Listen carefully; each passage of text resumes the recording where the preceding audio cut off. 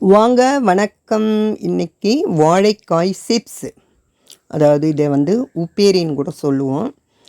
இந்த வாழைக்காய் சிப்ஸு செய்வதுக்கு கருத்து போகாமல் இருக்கிறதுக்கு 1 லிட்டர் தண்ணியில் 1 டம்ளர் மோர், 1 கைப்பிடி அளவுக்கு உப்பு சேர்த்து நல்லா கலக்கிட்டு வச்சுக்கோங்க. வாழைக்காய் அதில் சீவி வச்சுக்கிட்டிங்கன்னா கருத்து போகாமல் இருக்கும். நம்ம கையும் அதில் தோச்சிட்டு இந்த வாழைக்காவை தோல் சீவனம்னா கையும் பிசு பிசுப்பு இல்லாமல் கருத்து போகாமல் இருக்கும்.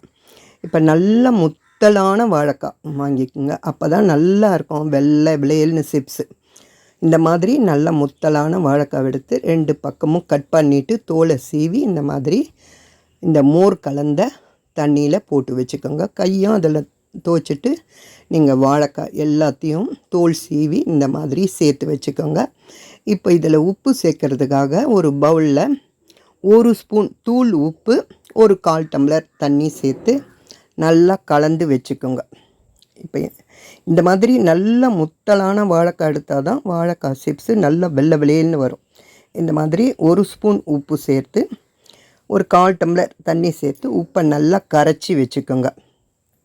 இப்போ வந்து இந்த வாழைக்காய் செய்வதுக்கு இந்த மாதிரி நான் ஒரு சிப்ஸு மணம் எடுத்திருக்கேன். இது நல்லா மெலீஸாக வருது. உங்கள்கிட்ட எந்த மணம் இருக்குதோ சிப்ஸு சீவிர மணம் அதிலேயே சீவிக்கோங்க. இப்போ நல்லா எண்ணெய் காஞ்சி இருக்கணும் சிப்ஸு சீவும்போது. இப்போ வந்து 1 லிட்டர் எண்ணெய் வச்சுருக்கோன்னா அதில் வந்து ஒரு வாழைக்காவை அப்படியே சீவிடக்கூடாது. பாதி வாழைக்காய் தான் சீவணும். ஒரு வாழைக்காவை அப்படியே ஃபுல்லாக சீவிட்டிங்கன்னா ஒன்றோட ஒன்று ஒட்டிக்கிட்டு பிரிஞ்சு போகாமல் அது வந்து நசுக்குன்னு இருக்கும். அதனால் நீங்கள் வந்து பாதி வாழைக்காய் சீவிடுங்க. நல்லா எண்ணெயில் தாராளமாக வெந்து வரணும். இப்போ இது மாதிரி பாதி அளவு எண்ணெய் சலசலப்பு அடங்கினதும் இப்போ உப்பு கரைச்சல் வச்சுருக்கீங்களே அதை 1/4 டீஸ்பூன் சேர்த்துக்கோங்க. முதல்ல அதில் எண்ணெயில் அந்த உப்பு கரைச்சல் விடும்போது சடசடன்னு சத்தம் கேட்கும். ஆனால் வந்து அது மேலெல்லாம் தெரிக்காது, கொஞ்சம் நேரத்துலேயே அடங்கிடும். இப்போ நல்லா எண்ணெய் சலசலப்பு நல்லா அடங்கிட்டு இந்த மாதிரி நல்லா வெள்ளை வெளியல்னு இருக்கும். நல்லா மெலீஸாகவும் கிறிஸ்பியாகவும் இருக்கும். இந்த மாதிரி வரும்போது எடுத்துடுங்க.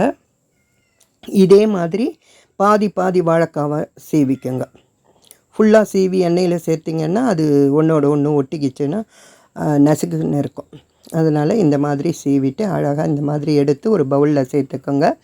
இப்போ இதில் வந்து காரப்பொடி மட்டும் தூவிக்கிட்டால், ஏன்னா சிப்ஸில் நம்ம உப்பு தண்ணி தெளிச்சிருக்கோம், அதனால் வந்து வெறும் மிளகாய்த்தூள் மட்டும் தூவிக்கிட்டாலும் நல்லாயிருக்கும். இன்றைக்கி நான் வந்து இட்லி மிளகாய் பொடி எடுத்திருக்கேன், அதுவும் சூப்பராக இருக்கும்.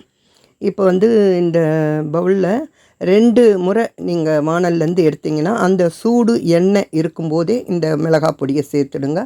அது நல்லா அதில் சிப்ஸில் ஒட்டி நல்லா காரமாக வாசனையாக சூப்பராக இருக்கும்.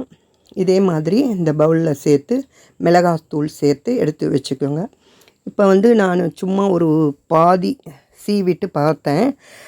பாதி வாழைக்காவை சீவிட்டு இந்த மாதிரி பாதியாக சீவிட்டு தோல் சீவுறோம்ல அதுலேயும் சீவி சேர்த்துக்கிட்டேன். எல்லாமே நல்லா கிறிஸ்பியாகவும் அதே சமயம் நல்லா சூப்பராகவும் வந்திருக்கு. இதுலேயும் மிளகாய் பொடி தூவி வச்சுக்கிட்டிங்கன்னா இந்த சிப்ஸ் வந்து நம்ம வெரைட்டி ரைஸ் அத்தனைக்கும் சூப்பராக இருக்கும். சாம்பார் சாதம், தயிர் சாதம், ரசம் சாதம் இதை சீவி வச்சுக்கிட்டிங்கன்னா ஸ்நாக்ஸுக்கு நமக்கு குறைவே இல்லை. அந்த அளவுக்கு சூப்பராக இருக்கும் டேஸ்ட்டும். இப்போ இதே மாதிரி நீங்களும் உங்கள் வீட்டில் செய்து பார்த்து எப்படி வந்ததுன்னு கமெண்ட்டில் சொல்லுங்கள். சப்ஸ்கிரைப் பண்ணுங்கள், லைக் பண்ணுங்கள், ஷேர் பண்ணுங்கள். தேங்க்ஸ் ஃபார் வாட்சிங்.